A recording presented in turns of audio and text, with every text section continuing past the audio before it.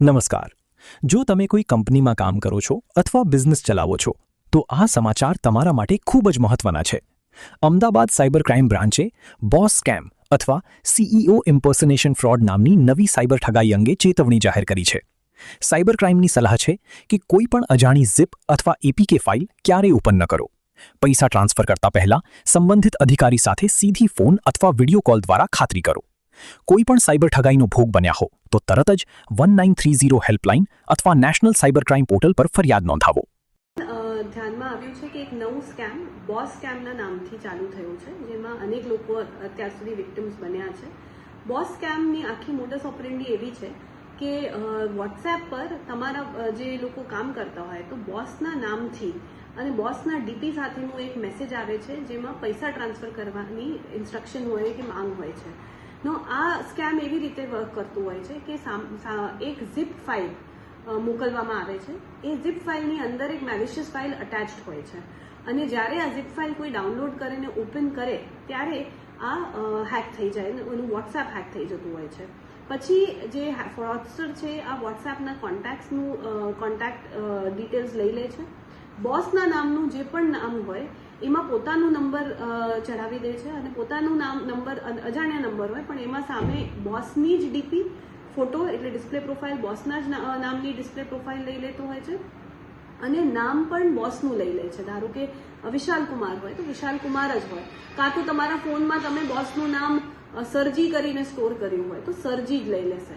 તો જ્યારે પછી આ ફ્રોડસ્ટરના નંબરથી જ્યારે સામે જે કોન્ટેક્ટ લિસ્ટમાં જેટલા લોકો છે એમને મેસેજ જાય છે તો એ મેસેજમાં એમને બોસની તમારે ફોટો અને બોસના નામથી જે નામથી તમે સેવ કર્યું હોય બોસનું નામ હોય એ જ દેખાતું હોય છે. એટલે અક્સર લોકો આને કન્ફર્મ નથી કરતા ને લાગે છે બોસ જ કહે છે અને એમાં યુઝ્યુઅલી જે આઈટી સેક્ટરમાં જે આઈટી ફર્મનું જોતા હોય કાં તો ચાર્ટર્ડ એકાઉન્ટન્ટ કે જે ફાઇનાન્સીસ જોતા હોય એવા લોકોને આ લોકો મેસેજ કરતા હોય છે અને ઇન્સ્ટ્રક્શન આપતા હોય છે કે આટલા પૈસા આ અકાઉન્ટમાં ટ્રાન્સફર કરવાના છે, અર્જન્ટ છે, તાત્કાલિક છે.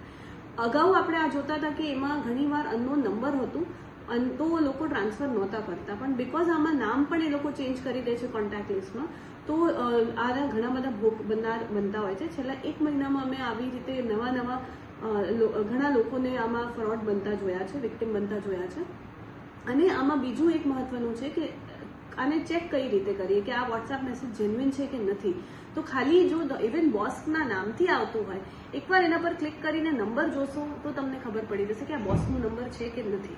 તો સૌ પ્રથમ આનાથી બચવા માટે પહેલી વસ્તુ છે કે કોઈ પણ વોટ્સએપ પર મેસેજ તમારા સિનિયર કે તમારા બોસના નામથી આવતું હોય અને પૈસા ટ્રાન્સફર કરવાનું કોઈ ઇન્સ્ટ્રક્શન આવતા હોય તો પછી એકવાર નંબર જરૂર ચકાસો, એમાં નંબર સાચું છે કે નથી એ ચેક કરો.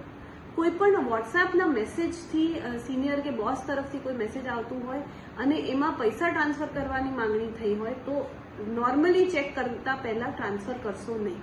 ફક્ત એક વોટ્સએપ મેસેજના ઇન્સ્ટ્રક્શન પર નહીં કરો, કારણ કે આ બહુ જ કોમનલી હમણાં જોવા આવ્યું છે કે ઇઝીલી વિક્ટિમ બનતા હોય છે. ત્રીજી વસ્તુ જે ઝિપ ફાઇલ છે જેના માધ્યમથી આ મેલિશિયસ ટૂલ મોકલવામાં આવતું હોય છે એ ઝિપ ફાઇલ અનનોન નંબરથી ડાઉનલોડ ન કરવી જોઈએ. ધારો કે તમારા બોસે જ તમને એ ફાઇલ મોકલી હોય તો એકવાર કન્ફર્મ કરીને ડાઉનલોડ કરજો અને ડાઉનલોડમાં ખાસ જોજો કે .exe અથવા .dll નું એક્સટેન્શન હોય તો નહીં ડાઉનલોડ કરવાની, જેમાં અમે અત્યાર સુધી જોઈ રહ્યા છે કે એમાં આ મેલિશિયસ ફાઇલ આવતી હોય છે.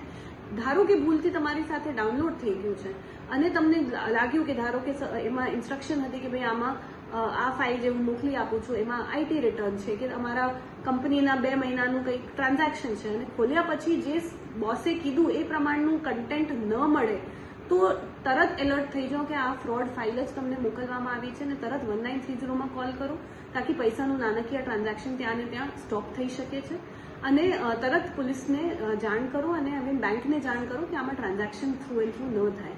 ઘણીવાર આ જે ડાઉનલોડ કર્યા પછી જ્યારે ફાઇલ ખોલવામાં આવે છે તો એમાં ખાલી હોય છે, બ્લેન્ક ફાઇલ હોય છે, એ પણ જોવા મળે છે. એટલે કન્ટેન્ટ પણ વેરીફાઈ કરો અને ડાઉનલોડ કર્યા પછી જો કન્ટેન્ટ વેરીફાઈ નથી થતું તો તરત પોલીસને જાણ કરો, 1930 અને બેંકને જાણ કરો. અને જે મોસ્ટ ઇમ્પોર્ટન્ટ છે કે વોટ્સએપના તમારા કે જેટલા પણ લિંક્ડ ડિવાઇસીસ છે ચોથું જે પ્રિવેન્શન પોઈન્ટ છે એ ચેક કરતા રહેવાનું. ઘણીવાર આપણે લિંક ડિવાઇસીસમાં મળી જશે કે એક અનનોન નંબરને પણ આપણે લિંક આપેલી છે અને એને એ ઓપરેટ કરે છે, તો એમાંથી લોગ આઉટ કરવું જોઈએ. અને વોટ્સએપમાં 2 ફેક્ટર ઓથેન્ટિકેશન ઓન કરવું જોઈએ અને પિરિયોડિકલી લિંક ડિવાઇસીસ ચેક કરતા રહેવું જોઈએ કે આપણું વોટ્સએપ બીજે કોઈ પણ એક્સેસ કરતું નથી એ ચેક કરવું જોઈએ. અને એન્ટીવાયરસ સિક્યોરિટી, ફોન માટે પણ એન્ટીવાયરસ આવે છે, એમ કવચ પણ છે જે ગવર્મેન્ટની એપ છે, એને ડાઉન કરીને એ પિરિયોડિકલી આપણે વોટ્સએપ અને આપણા ફોન ઉપર રન કરવું જોઈએ તાકી આપણે આવા કોઈ મેસેજીસ કે આવા કોઈ વાયરસ ભૂલથી પણ કોઈ આવી ગયા હોય તો એનાથી આપણે બચી શકીએ છીએ.